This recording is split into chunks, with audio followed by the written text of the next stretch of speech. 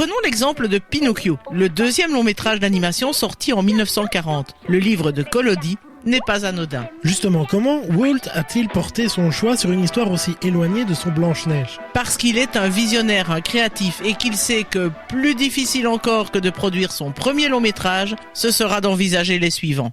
Walt ne tombe pas dans le piège de la facilité. Pour les films suivants, il quitte l'univers des princesses pour le monde des animaux, des héros.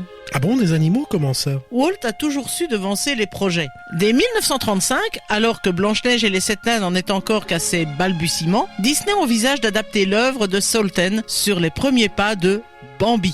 Il en acquiert les droits durant l'été 1937, mais l'animation naturaliste est un frein.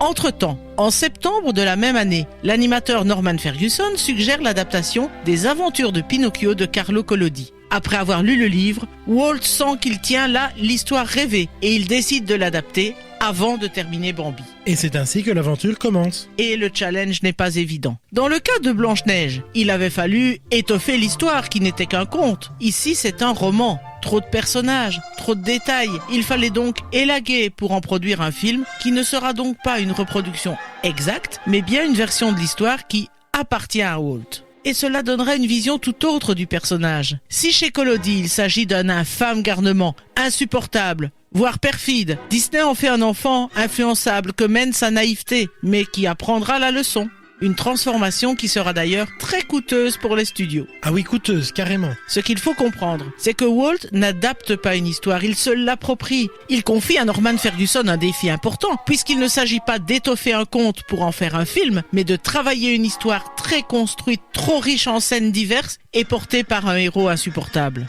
Le travail se met en place pendant la finalisation de Blanche-Neige et les Sept Nains, et aussi le déménagement des studios de Burbank.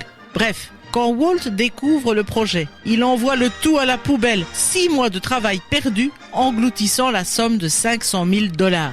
Somme colossale pour l'époque, effectivement. Et donc on efface tout et on recommence. Walt va reprendre ce qui a fait le succès de Blanche-Neige et rendre le personnage plus attachant. Le pantin sera alors humanisé, même s'il reste une marionnette. On lui offre les fossettes sympathiques de Mickey et la célèbre paire de gants. On lui ajoute de grands yeux candides et il prend un peu de rondeur. Bref, Pinocchio devient touchant sous ses airs d'innocence. Après une jeune princesse, ce sera donc le tour d'un petit héros dans lequel les plus jeunes se reconnaissent et avec qui les adultes replongent dans leur enfance grâce à des références universelles.